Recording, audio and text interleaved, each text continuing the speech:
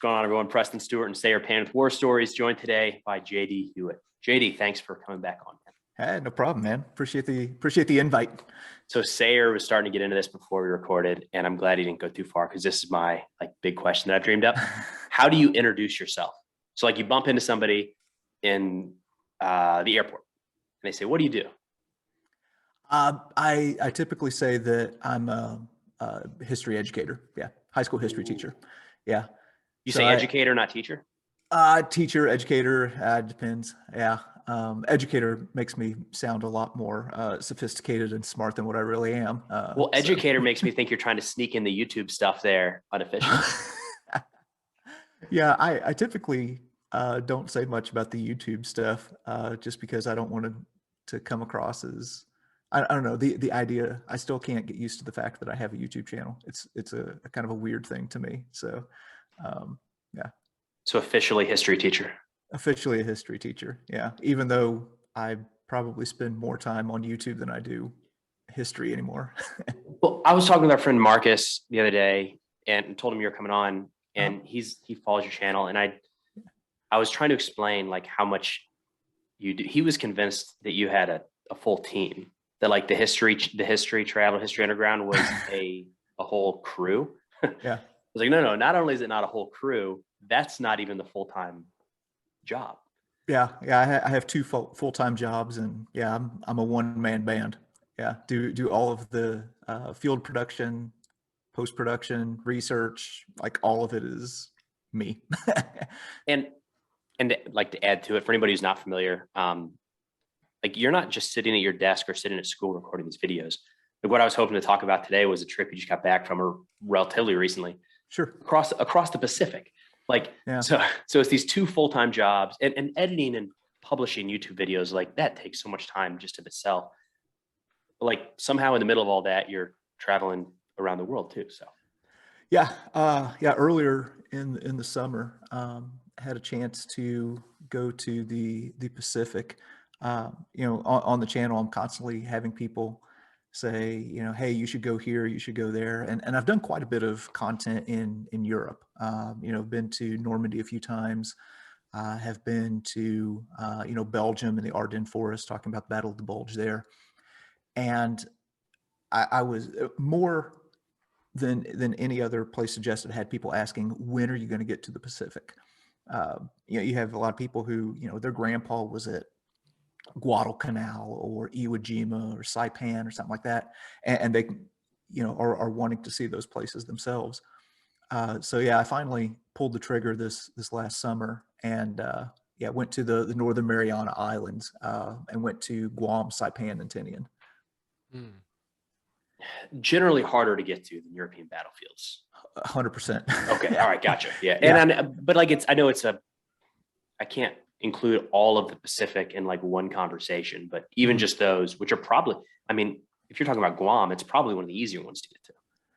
Yeah. I ended up going with, honestly, what are the easiest islands to get to. My original plan was to, whenever I was, looking at, okay, what do we do in the Pacific? Where do I want to go? I'm kind of a linear thinker. So I want to start at the beginning and go on through. So I wanted to do something in Hawaii. I'd never been to Hawaii before. And then I wanted to go to Guadalcanal.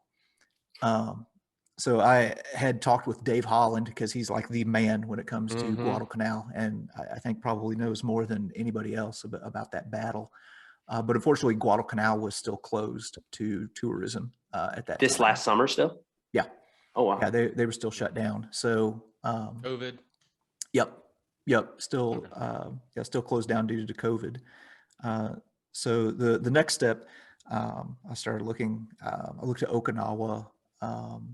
I kicked around the idea of maybe going to Peleliu. That's still my bucket list item, is to go to Peleliu. That's got to be one of the hardest to get to, right? That one, yeah, that one's going to be a little bit of a chore, but probably the easiest of them, simply because there are American territories. Was that North Mariana. So yeah, I wanted to do something on Operation Forager, and tackle that series of battles. Did you go at this alone, or was it? You mentioned Dave. down at Guadalcanal, did you have somebody like that in the Marianas that you were kind of teamed up with, trying to figure out how to organize and coordinate? So originally, I didn't have anybody. Like I was just, kind of tackling this on my own. And I reached out to a guy who has a business. I found this business in Saipan where they have a submarine that goes and dives World War II wrecks. What? Yeah. So I reached out to this guy because I wanted to do that, but unfortunately they were not running their submarine at that time for whatever reason. But he said, "Hey, I know somebody who knows more about this island and about the fighting that took place here than anybody." It was a guy by the name of Fred Camacho, who's a native there in Saipan, grew up there, local Chamorro guy. And anyway, ended up linking up with him and having him kind of shorten the learning curve for me as far as, showing me around the island and what happened there, which was invaluable. The product that I ended up turning out for Saipan would not have been what it is without him. How do you balance that when you're going to these different sites? Because like, I understand the desire to tie in with an expert, a local expert, but it's really hard to figure out, like, are you speaking the same language with that expert? Like some people could be experts. I feel like it's going to come across the wrong way, but we're close to the same level on that specific piece of history to where it's not really a good use of time, versus you just going and forging your own path and looking at the things you want to look at. How do you figure that out when you go to these sites? So originally, whenever I started doing the channel, that was kind of my thing that I wanted to do, was like, you know what, I'm just going to do the research. I'm going to do it myself. I don't want to, I'd had some bad experiences before. I'd taken a group of students over to Europe and we were with a tour group, and I had some really bad experiences with them. And I was like, I don't want any part of that. I'll just do it myself. What was the bad experience? So I took a group of students over, I can't remember what year it was, but we went to France and England. And part of the trip to France was going to Normandy. Now, this was my very first time having ever been to Normandy. The group that I was taking, that was the main reason they were going. As a history teacher, like you're Yeah, chaperoning a trip for high school kids? Yeah, I took a group of high school kids over. Jeez, that's awesome. And the tour operator was, I'm trying to think of a generous word, was not awesome. And nice lady, but just didn't, was just in over her head. We got to Normandy and she didn't know anything at all. And there was one particular incident where we were going to be a little bit behind for dinner, and she wanted to just skip Omaha Beach altogether and not even go there. And there had been all kinds of problems up to that point. That was a bridge too far, though. I was like, no, we're not. And she was a British lady, and we were staying at Gold Beach. And I said, listen, this is not an option. We have to go to Omaha Beach. And she's like, oh, a beach is a beach. The British, the Americans, we were all on the same side. What does it matter? So it was, oh yeah, it was bad. It was bad. And then she tried to tell my tour group that the Canadians scaled the cliffs at Point du Hoc. And I had to interrupt her. I'm like, listen, I'm sorry, you can't take that away from us. It was not the Canadians who went up Point du Hoc. So it was a really bad experience. So after that, I was, kind of determined, like, I'm just going to do it myself. Sure. But after I went back to Normandy, filmed a bunch of stuff, and Paul Woodage from the channel World War II TV, who's been a guide in Normandy for 20 years, reached out to me, and I was on his channel. And we were talking after we stopped recording, and he was quite generous to me. He said, yeah, he said, your series on Normandy, he said, it was good. He said, now, there were a lot of things that you missed that I could have showed you.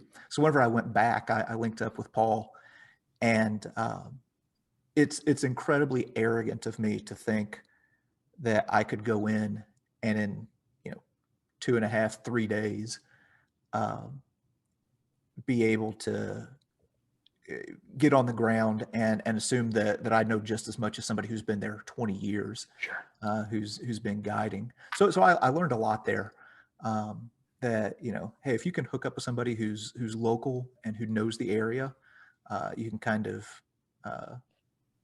help with that learning curve a little bit and really make the end product better. My second trip to Normandy, I think, was so much better as far as the content that I produced than my first trip.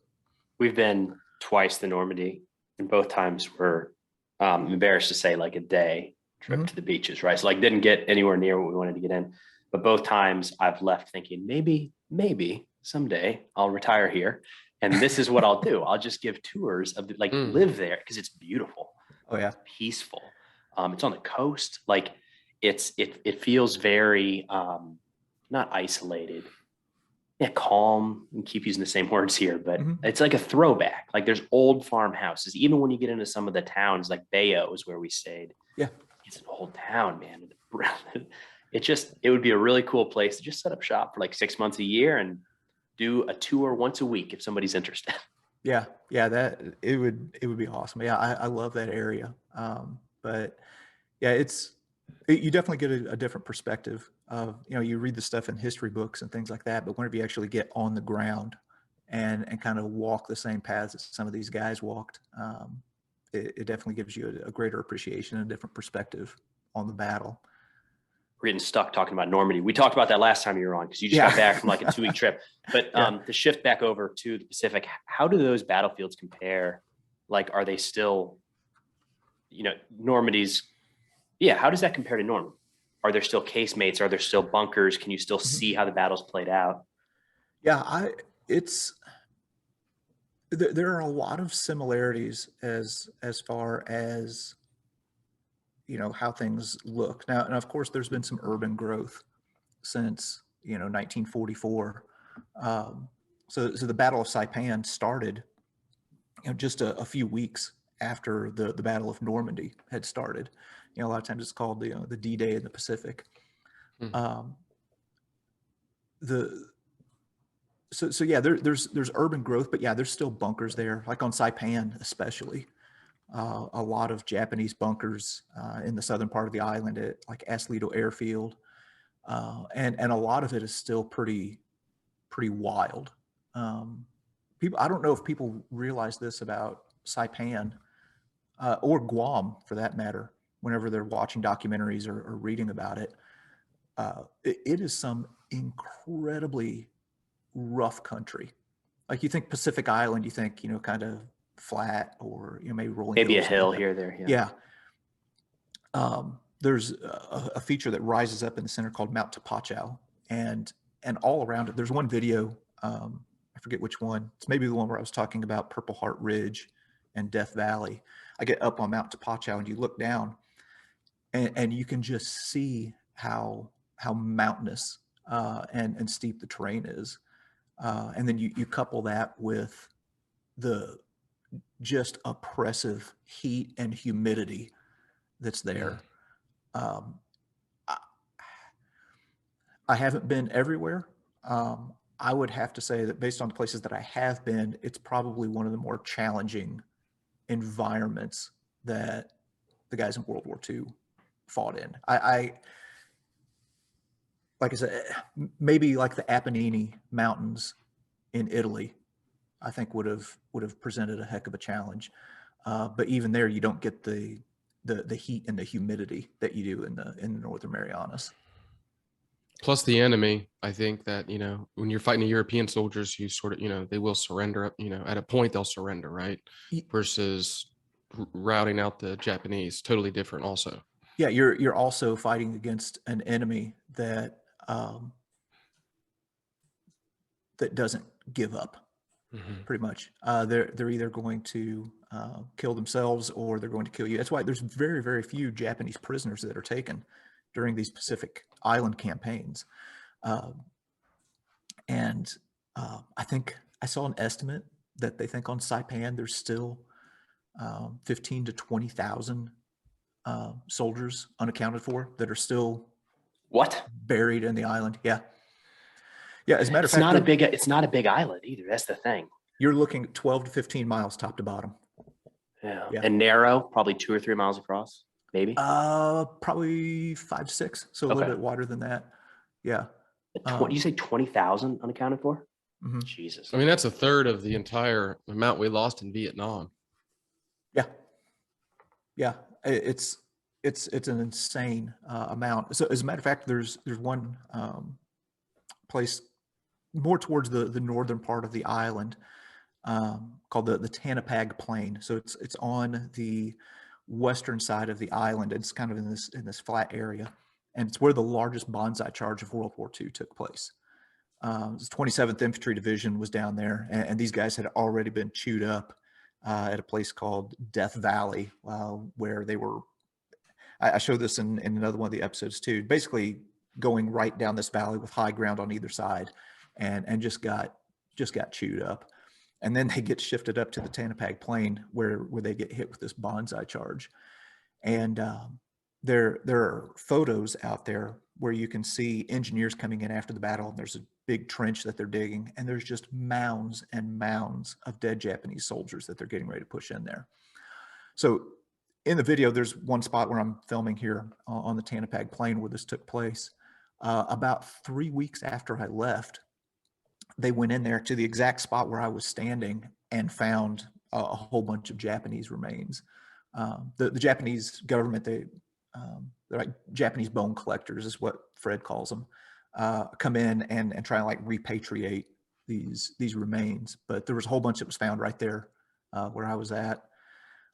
We went into a cave, and yeah, I show it on the video. There's the bones of a dead Japanese soldier, parts of his shoe. And then we also found the brass from a 30-06 that I'm assuming was, in the firearm of the Marine who Clearing shot out that those guy. tunnels. That's crazy. Yeah. Oh, yeah. And it is, yeah. I can't even imagine how horrifying that must have been to go through those caves and have the job of, clearing those things out. Just horrible. You can see why they would just, I mean, at some point, I don't know if this was widespread across the Pacific, but at some point they just started putting dynamite in those entrances and collapsing them. Because like, I'm not going in there. Stop Yeah. sending people in. Like, what are you going to gain out of it? Yeah. What complicated that was that they had civilians in there too. So the Japanese,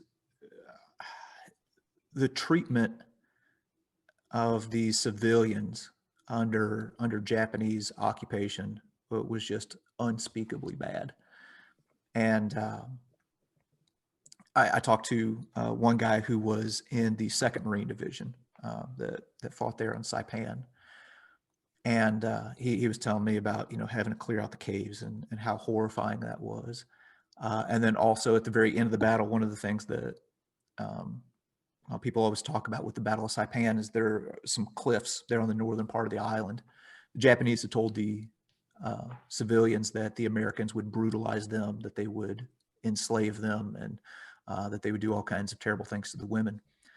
So these poor young guys, you can imagine, being 17, 18 years old, 19 years old, going up and seeing these civilians hurling themselves off of these cliffs and throwing their kids off of the cliffs because they would rather die than face what they think is coming from the Americans.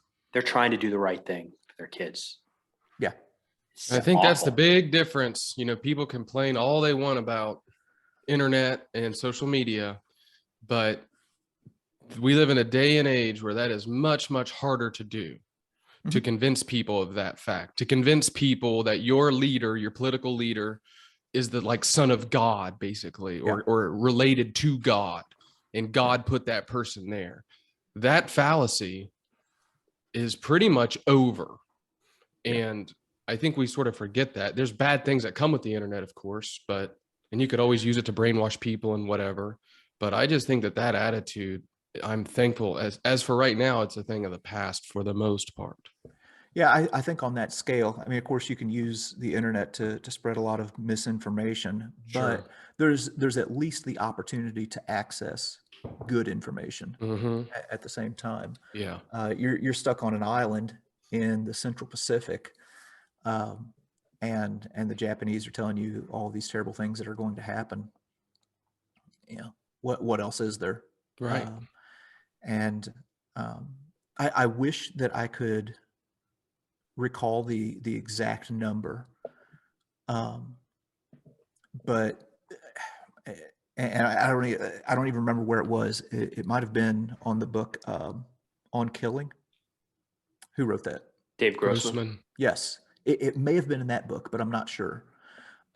Talked about how there's a higher percentage of psychiatric casualties in the Pacific compared to the European theater. And I believe that. I would have, 100% believe that. having been there and seeing what they were fighting in, and then also, you know, seeing what war does to civilians, I can see where it would get to the point where um, it would be too much to take, you know, for a lot of people. Um, but That the bonsai charge we're Mhm. talking about, I feel like I've seen a couple different numbers thrown out around there, but that's the big one. Is 4,000 Japanese in the ballpark? I can't remember the exact number. I don't think there is, right? Uh, I think there's a bunch of different estimates. But Yeah, yeah. Okay. It's kind of all over the place. it's in the thousands at least. Oh yeah. Yeah. It's certainly in the thousands. Um, but yeah, just and again, something that would be completely horrifying, and something that you don't see in the European theater. Just these fanatical charges, um, where the I think their kind of rallying cry was 10 lives for one or 7 lives for one. We're like, okay, we're going to die, but we're going to take 7 Americans before we go, or we're going to take 10 Americans before we go. That's the plan. Um, And this was the type of bonsai charge, if I remember correctly, that was closer. I mean, you could call it a suicide charge. There were wounded Japanese soldiers on crutches, guys with sticks. Even this wasn't like a fully equipped infantry brigade coming down the hill. Yeah. I don't know if I would say civilians necessarily. Were there civilians in there? You know? No, this would have been just the Japanese primarily. I guess it's possible that there were some civilians that were pressed into it, but Sure. I think it's largely a Japanese charge. But a banged up force, underarmed at that point, probably. Yeah. Yeah, and that's one thing that I think people don't really take into consideration is that, yeah, the Americans are fighting under these horrible circumstances. For the Japanese, it was worse, honestly. Um, you know, they are, as you know, you take a young Marine who is just got a canteen full of water that tastes like diesel fuel because it's been dipped out of a 55-gallon drum that somebody just scrubbed out. Uh, the Japanese were in a much worse shape because they couldn't get resupplied because our American submarines were just wreaking havoc on Japanese shipping. So by the time the battle was over, the ones that did live were in a pretty sorry condition. Mm. But You don't hear much about that, right? no, no, and that's something else that I kind of glazed over. I talk about how awful the conditions were. So you know, here I am, just some regular dude and trekking around the jungle and everything like that.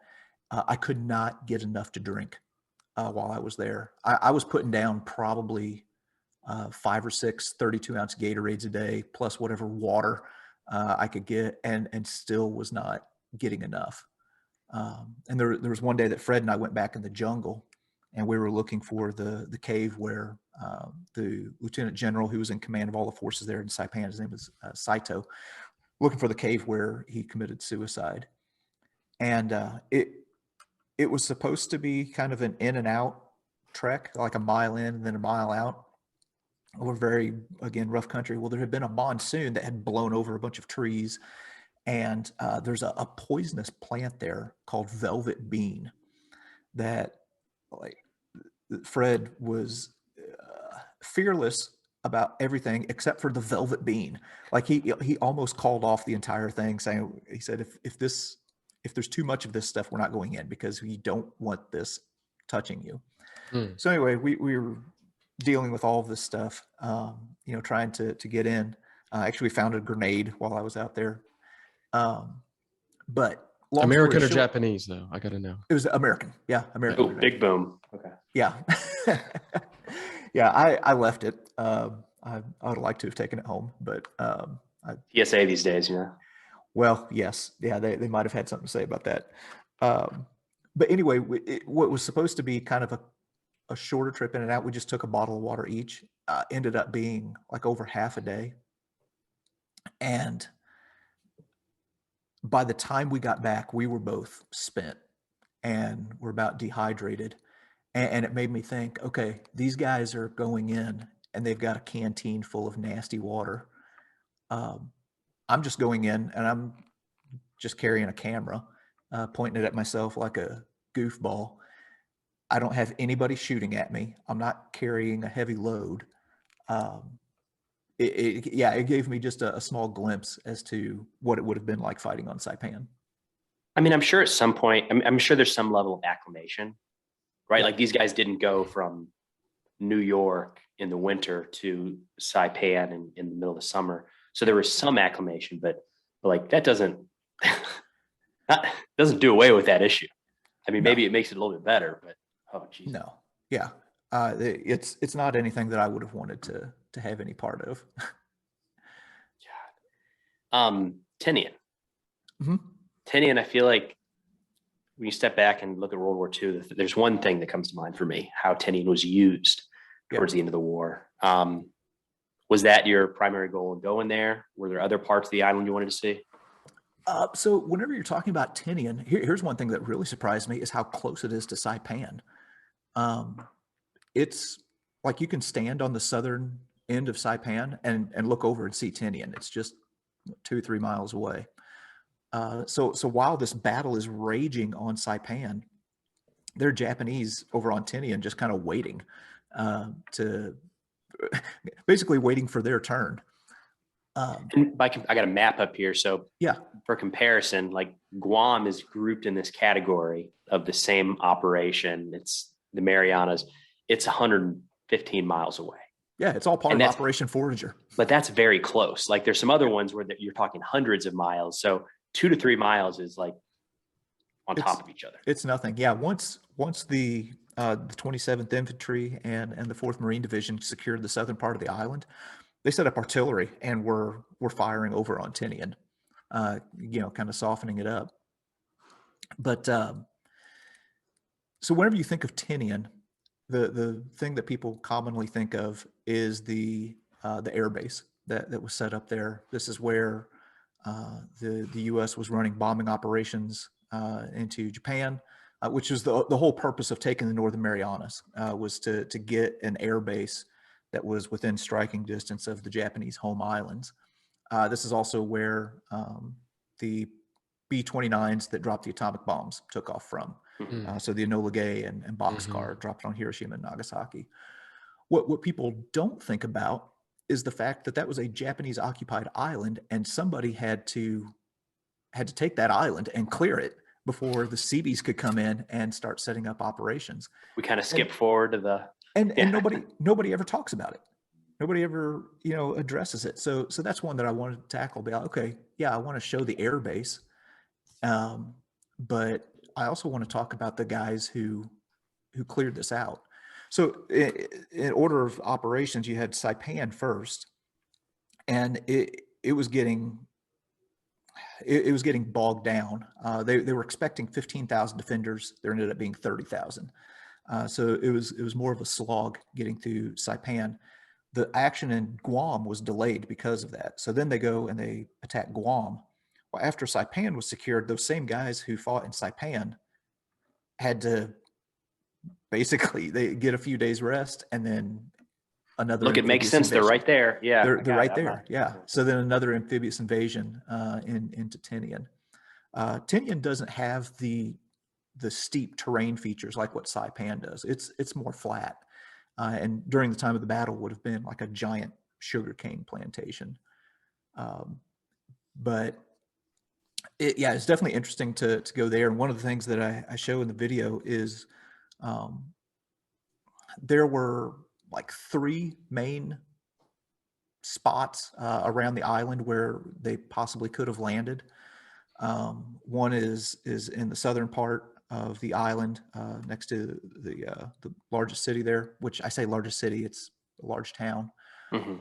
Then there's another spot on the northeast part of the island. The least likely spot was the northwest part of the island. There were only a few like narrow spots where you could possibly have an invasion force.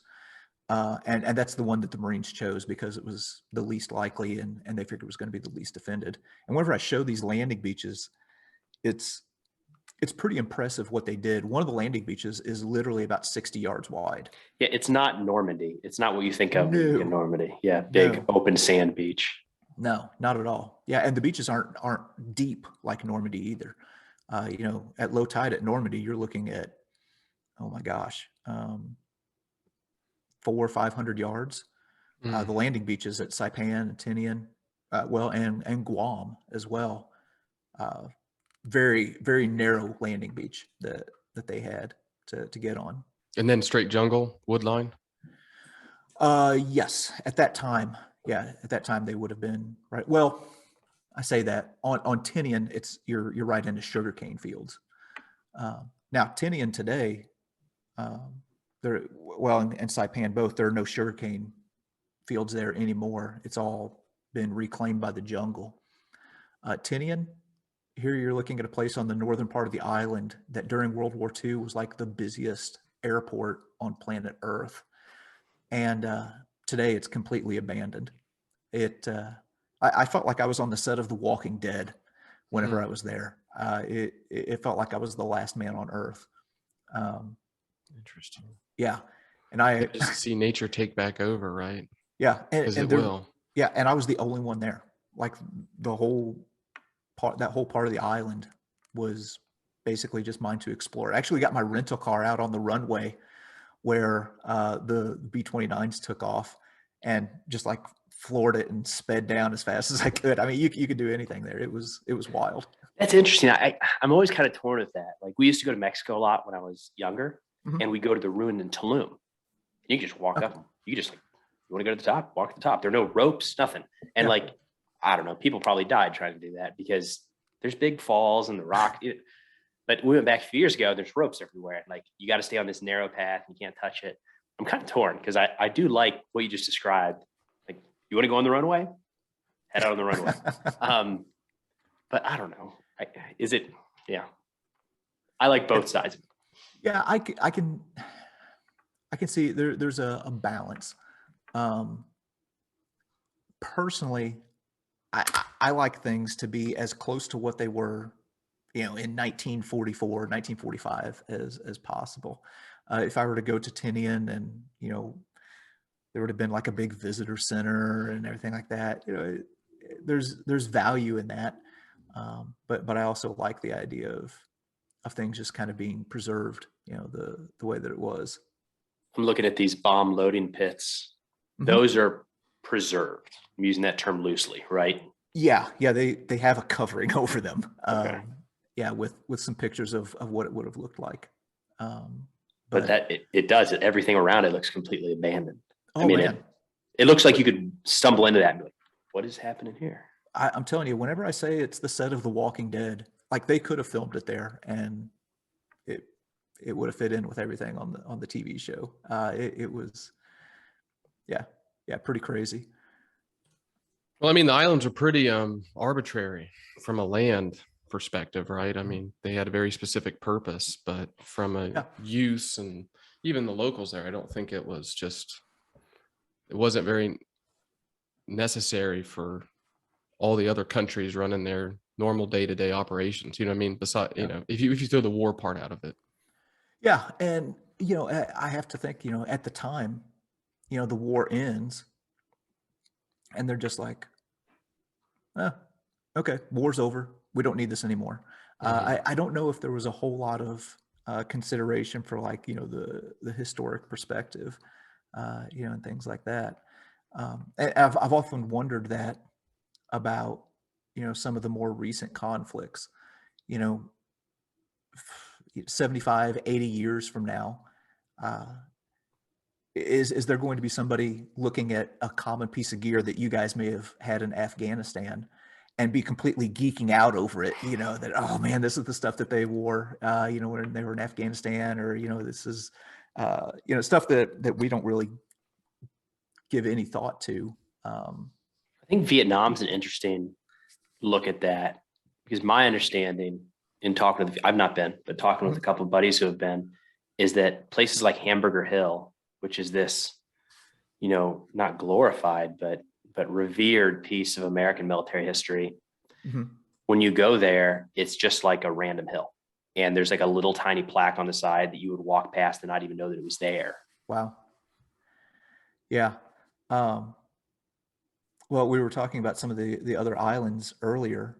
Okinawa. I've not been to Okinawa, but I know people who've been there.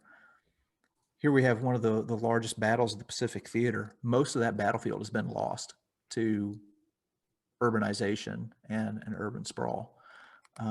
There are a few places that where you can go and kind of get an idea, but a lot of that, the war was over, and they were like, okay, well, time to move on.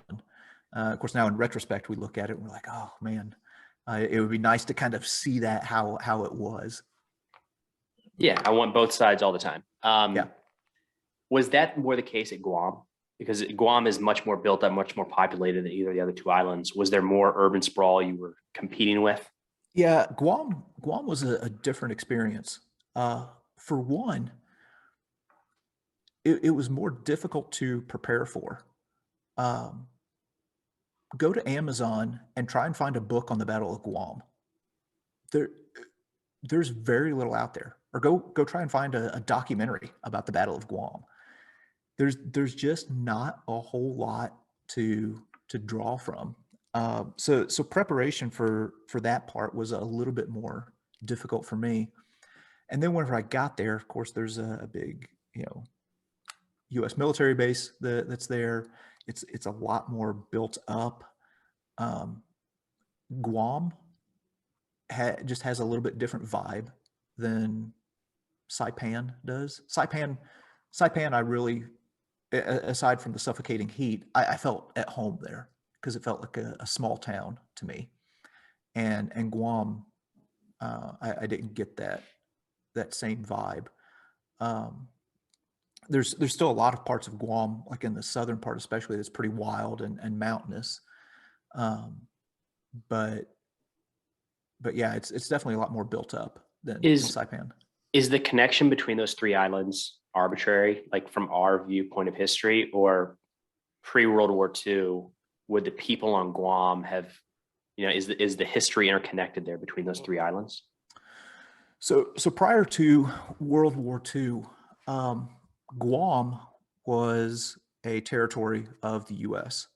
and Saipan was a territory of the Japanese. So they weren't really connected in the same way that they are now. As far as the people, there's a connection there, the Chamorro people. Okay. But the U.S. had acquired Guam after the Spanish-American War and had a presence there. A lot of people, focus on Pearl Harbor, on December 7th, 1941, and don't realize that within an hour or two, the Japanese had launched an attack on Guam and on the Philippines and these U.S. territories in the Pacific. So this was a huge deal.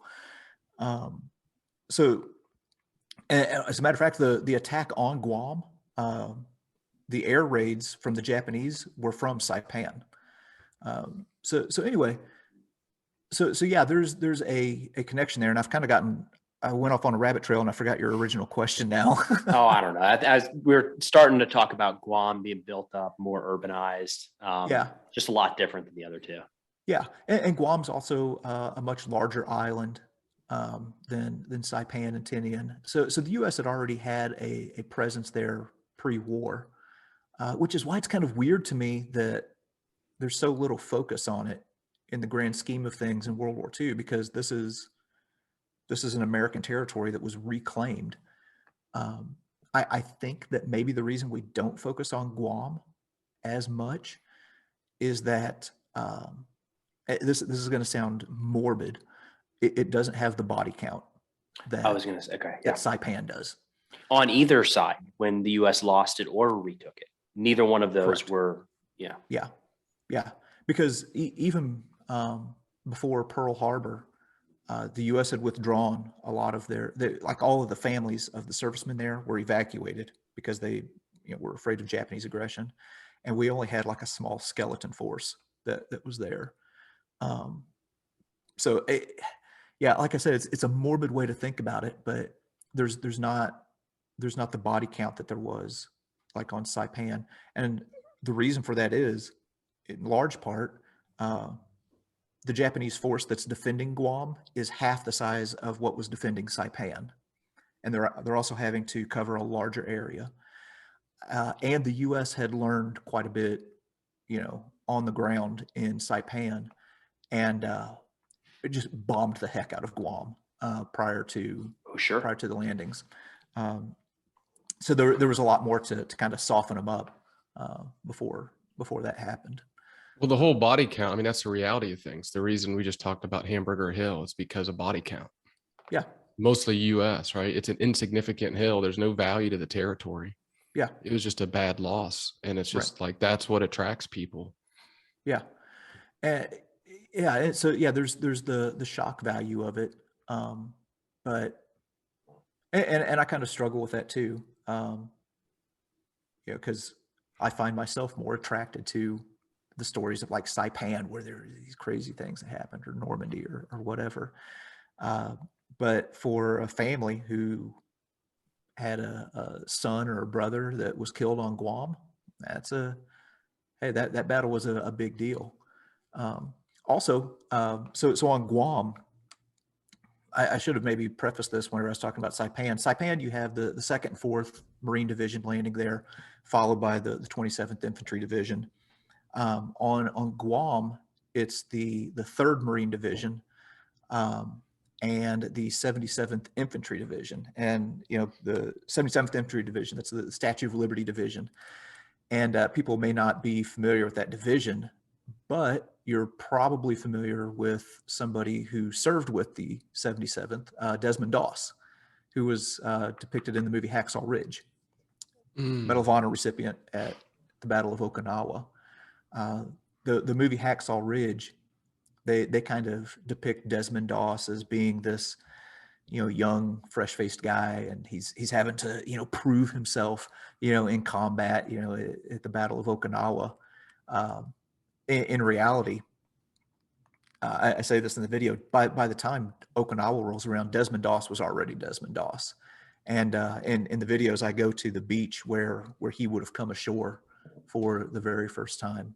He ended up being awarded a Bronze Star for his actions there on Guam. They went to the Philippines. He was awarded another Bronze Star there, and then he goes to Okinawa, where he performs his actions on Hacksaw Ridge. Even before Okinawa, that's an incredible career. They were battle hardened by the time they got to Okinawa. And yeah, the movie, they make it look like, they're entering combat for the first time and they're all nervous and scared, but they already had a few brutal battles under their belt by that time. Sayer, have you heard of Ben Solomon? No. You heard that name? Okay. I don't think so. JD, help me out with this one. So Ben? Yeah, Saipan. No. Saipan dentist. Yes. Medal of Honor recipient. It's pretty crazy. Yeah. Yeah. So I mentioned being on the Tanapag plane on Saipan earlier.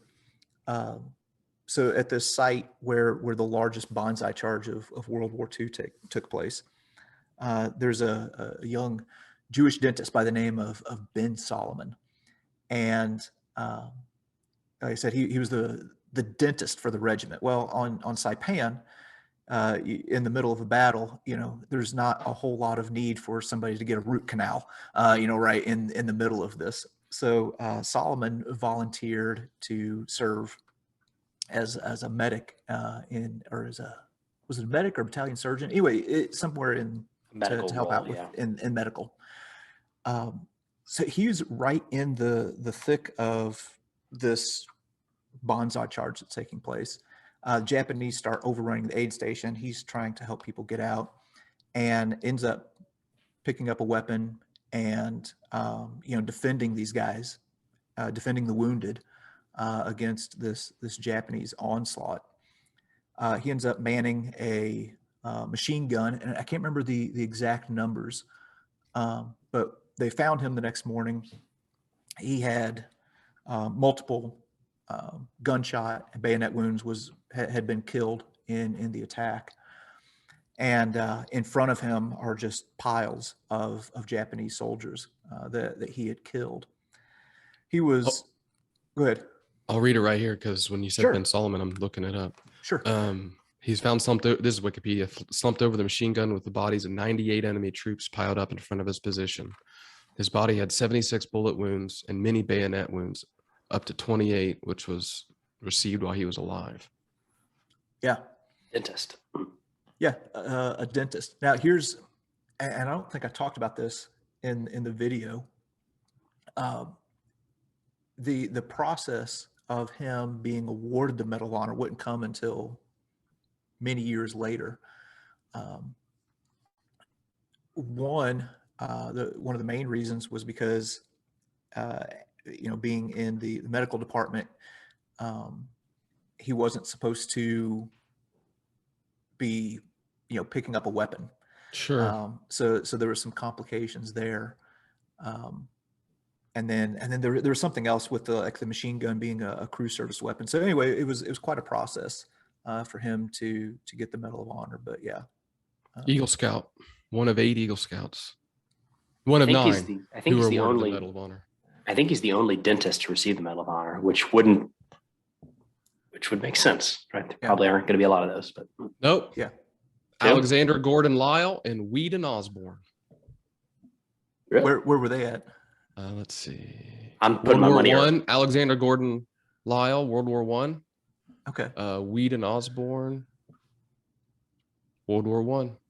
Okay. See, that's what I like about doing these videos and going to these places, is because I end up going down these rabbit holes, and people ask questions, and it's an opportunity for me to learn. Well, your listeners, your viewers, fans, subscribers, whatever you want to call them, Mhm. you're in the weeds on this, right? And so they're going to have also a depth of knowledge, Yep. As much as yours, maybe even more than yours, right? You're the one who happens to be sharing it out loud, essentially, but plenty of smart people and readers and history buffs that want to get context about all this. And then, hey, go back to the internet. Like, this could be false. I'm reading on Wikipedia, right? It's the internet. It's an open source document, but it's pretty damn good because the people that are in the weeds are the ones sort of writing these things too. And it's sort of self-correcting in just a real different way, where we say history is written by the victors. That's true. Mm-hmm. But more and more it's written by the questioners and the curious. And to me, I'm more optimistic about that sort of thing that we're living now versus when you're getting brainwashed 80 years ago. Yeah. Well, that's probably one of the biggest misconceptions that people have of me on the channel is that I know everything. Right. And I don't. So there might be something that, I don't know, on Saipan or Tinian or whatever, some story that I overlook, or maybe there's something that I show and something else that I didn't show. And you guys will be surprised to learn this, but there's, some people who have, certain levels of outrage that they like to vent and spew out on the internet. What? We have the same internet? And people will just be shocked. They're like, how could you not know this? I'm like, I'm learning things just like everybody else. Like I said, it's the whole thing with the YouTube channel. I like the interactive nature of it, where I put stuff out and then people comment on it, and then I learn more. Yeah. Yes. that's awesome. It's like you're starting a conversation is all it is. Just a conversation primer. You're good at it, which is what prompts conversation. But I think that's the coolest part out there, hands down. Yeah. Yeah. It's, and I like to look at it as, all of us kind of learning together. Because in a lot of these cases, it's my first time being there. It's not like I'm some lifelong expert on the Battle of Saipan and I've taken, 15 trips and know it like the back of my hand. It's kind of an opportunity to kind of like an interactive learning experience where we're all getting something together. But and then over time though, because you're getting the reps in, and I think life is basically like practice. It's batting cages, and you try to hit them, but if you miss them, you miss them, and if you duff them, you duff them. But you're getting reps in like the whole time, and you're still young, and you just keep doing these things and taking that. It's like forward steps. It's a part of it, right? Right. And you just keep taking them, and then you look behind you, and like the line is way back there now. Yeah. You never would have thought you'd get so far, but it's just by taking a little bit of effort, just sort of just keep plugging. And it's practice, it's not a test. You don't have to know it all. I mean, that's just my opinion on it. Just anything. Yeah. Well, and something that I don't know, makes me feel a little bit better and gives me a little bit of encouragement. So I talked about Fred, the local Chamorro man that I linked up with. This dude has lived there on Saipan. Grew up there, knows the island like the back of his hand. Well, here's actually something pretty funny before I tell this other part. Tinian is 3 miles away. You can jump on this little toy plane and they fly you over there and dump you off, and then the toy plane brings you back later. He's lived there his entire life, and I said something about going to Tinian, and he's like, I need to go there one of these days. And I'm like, what? You've never been? Like, you could almost swim there. You could canoe there for sure. Accidentally end up there one day. Yeah. Yes, but he's never been to Tinian, and I think it cracks me up. And I said, well, I can't wait for the videos to come out so you can see what's over there. But he and I were texting each other last night, and I said something about a video that's coming up in the series on a massacre that took place called the Faja massacre.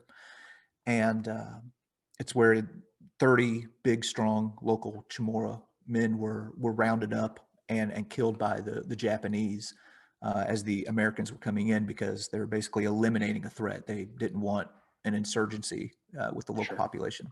So they round these guys up and kill them. And I go to the site where these innocent civilians were murdered. And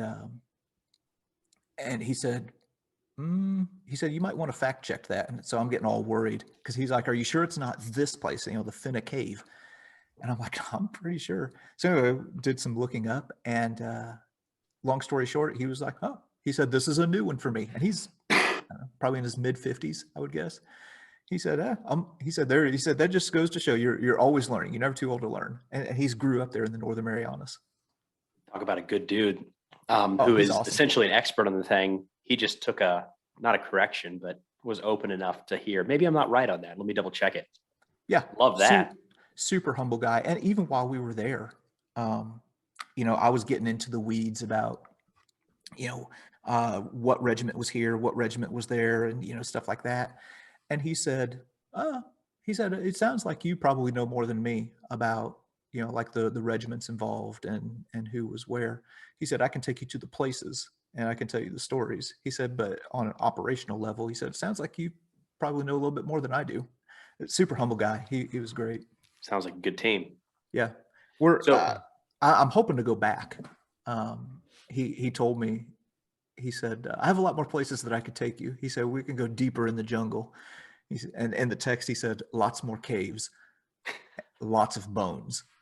I was like, oh, I don't know if that's a selling point or not. Yeah. I don't know. Yeah. I'm real surprised if the bones are like just open and obvious. They're just everywhere, strewn about. And you're saying the Japanese government they've repatriated. I'm really surprised they haven't really, if it's that easy to walk across, anybody can just take a plane ticket and look at their own KIAs or MIA, whatever you want to call them, casualties of war. Yeah. So I'm real surprised by that, to be honest. The bones that I showed in the episode where we go into the cave and there's like a femur and a clavicle, and there's just like this pile of Japanese bones, are not there anymore. The Japanese came in at the time that we're recording this. It's been about 2 weeks ago. Okay. They came in and got them. So in a way, I was glad that we got in there when we did, to like document them and be able to show people where they were, beforehand. I think that Japanese repatriation effort, I feel like I didn't say that right. I think that's relatively recent. Like in the last 5 or 10 years, they've really stepped up those efforts, if I'm not mistaken. Yeah. And that was something else that I probably should have focused on a little bit more in the videos that is really interesting to me. Whenever you go to Saipan, there are a few American memorials, lots of Japanese. There are like the Japanese tourism for a long time has been their like primary source of tourism on Saipan. And there were tons of Japanese memorials there to the dead, people coming and seeing where, their grandfather or great grandfather was fought and was killed. It was something a little bit different, because even, we were talking about Normandy earlier.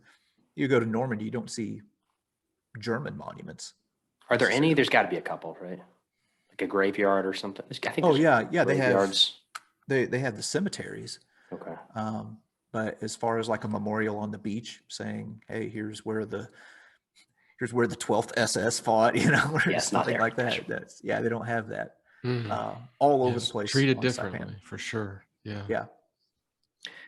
As we're wrapping up here, you started to get into this a second ago, but I'll ask it officially. If you could go back on that trip you just did, or the next trip would be someplace you hadn't been, what would it be?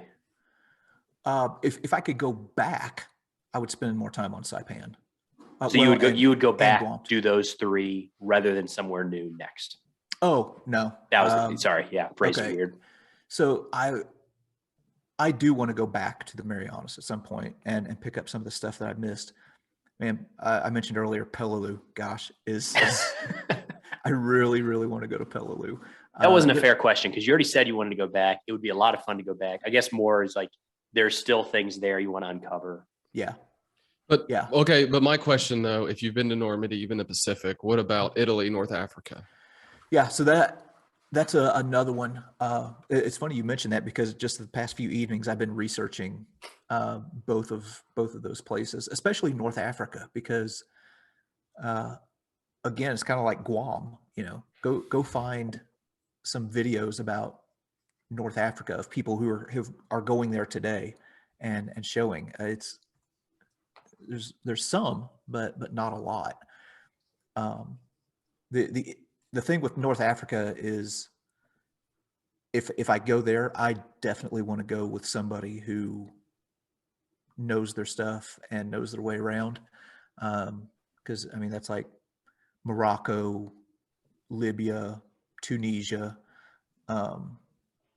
I don't know if I want to trek out by myself on that one. That's fair. I don't know, like security issues. I'm not sure on that one. But yeah, I've also looked at Sicily and Italy for sure. That sounds like a family trip, is what that would be right there.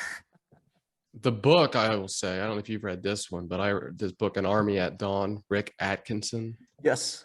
That's a great one for North Africa, because we are, like you're saying, we're pretty ignorant about it. And that was really our first Army sort of engagements, and we weren't great either. No. And, maybe that's why we don't know about it as much. It's easier to sort of, let's say, glorify the other ones. Yeah. But that's a part of it, right? And Rommel, and there's a lot there. There's a lot there. Yeah. A lot of on-the-job training on that North Africa operation. And the fact that it's like in this desert area, it would be something so wild and different, for me, that I think that would be cool to dive into for sure. Yeah, totally. Well, we can let you get back to your busy schedule, JD. Thank you very much for taking the time, man. History Underground on YouTube. We'll link it. Go check them out. Thanks. Thank you again.